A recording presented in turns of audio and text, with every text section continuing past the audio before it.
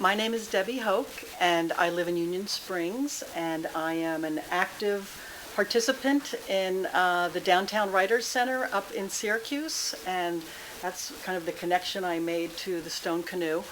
I'm relatively new to this writing thing, so I was really honored to be selected to have my piece in the journal. I have been working on a series of pieces that are all related to the books in my bookcase.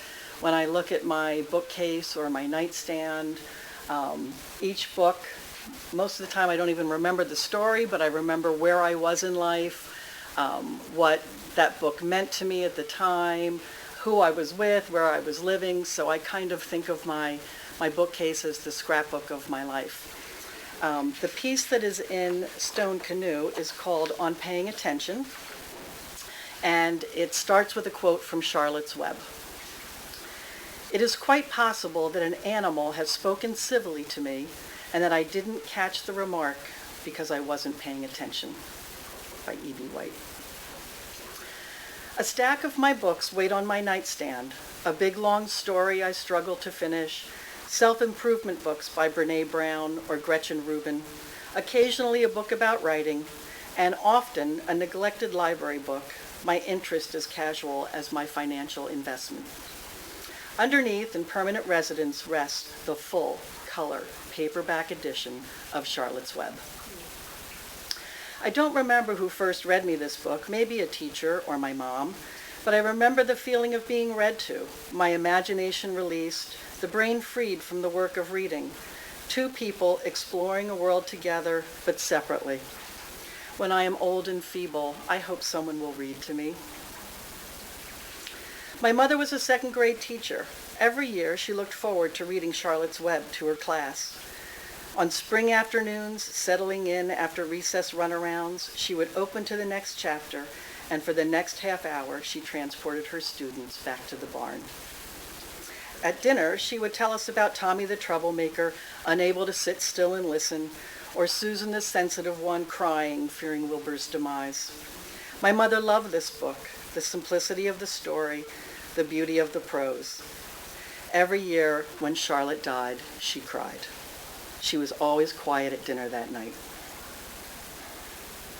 When I had children, Mom nagged to me to read Charlotte's Web to them.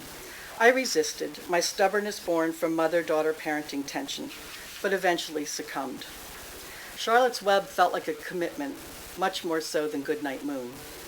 I promised myself I wouldn't skip pages when I thought they were asleep. I read every word to Melissa when she was about 4. 5 years later, it was Jamie's turn. Melissa remembers, Jamie, vaguely. What lingers in my memory is the calm, the comfort, and the snuggles.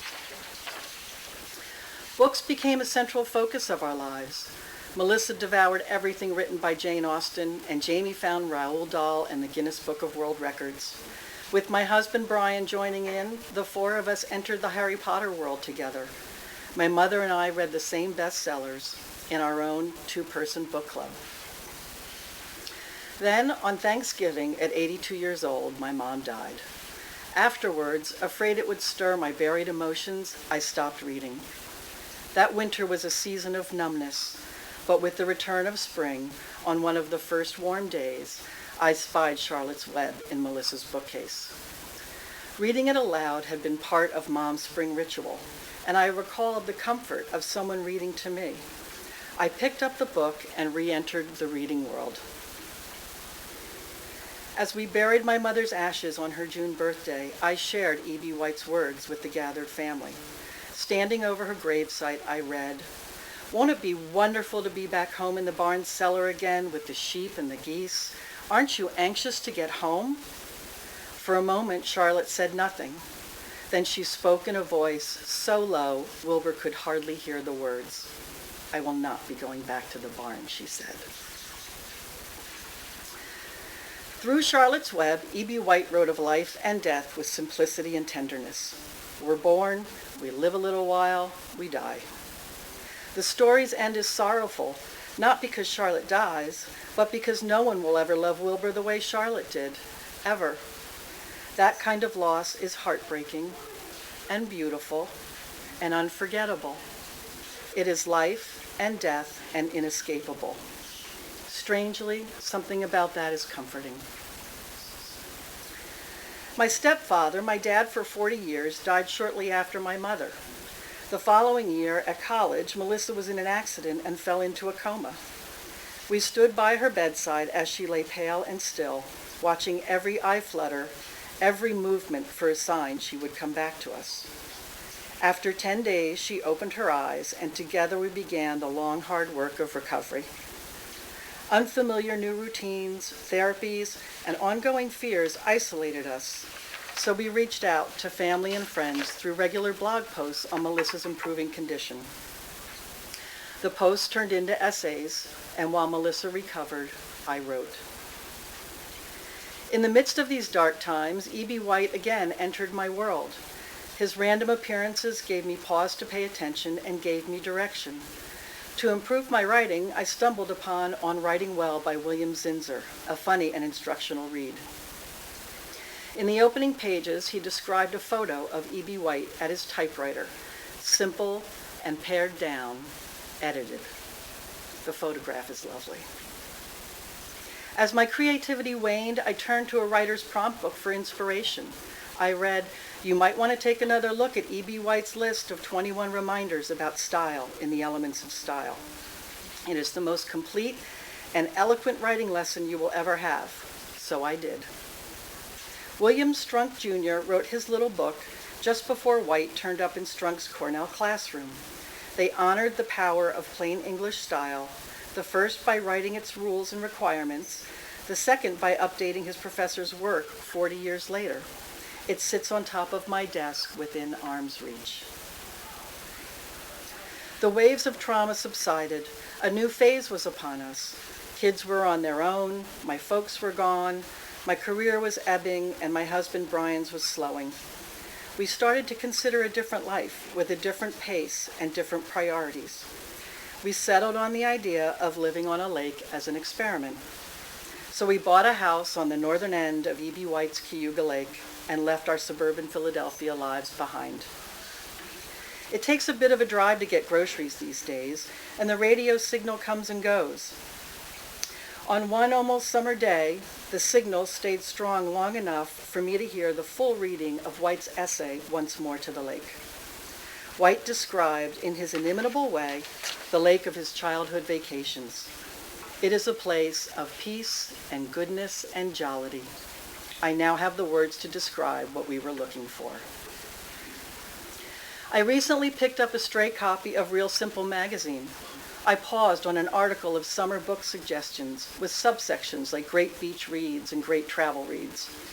There, under the somewhat pretentious Hampton's Hideaway Reads heading, at the bottom of the list was a paragraph on Charlotte's Web.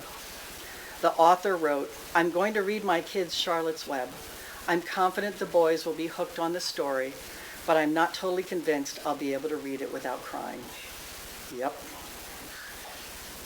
As part of our different life, different priorities change, I found yoga. It stretches my muscles and calms my mind.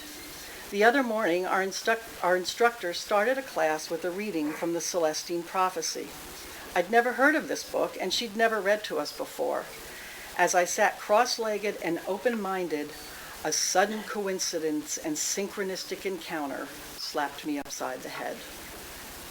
We can now discover a flow of coincidences that open the doors for our mission to unfold. I believe in all these little points of light, all these E.B. White dots. They connect my past, present, and future. My childhood, my mom, my kids, my lake, my writing. They create a continuous thread, confirmation that life is going according to a grand plan, as if the universe is whispering, keep looking and keep learning, you're onto something. A copy of Charlotte's Web sits on the nightstands in each of our guest rooms. I hope our visiting friends and family pick it up for a few minutes before they turn out the light and find peace, goodness, and jollity in a beautifully written story about a pig and a spider. And if they're paying attention, they may even find more than that. Postscript. I also pay attention to spiders as a physical connection to Charlotte, E.B. White, and the natural order of things. Last year, Brian and I went to the Crystal Bridges Museum of Art. A giant iron spider sculpture stands in the courtyard. The artist, Louise Bourgeois, explained, "The spider is an ode to my mother.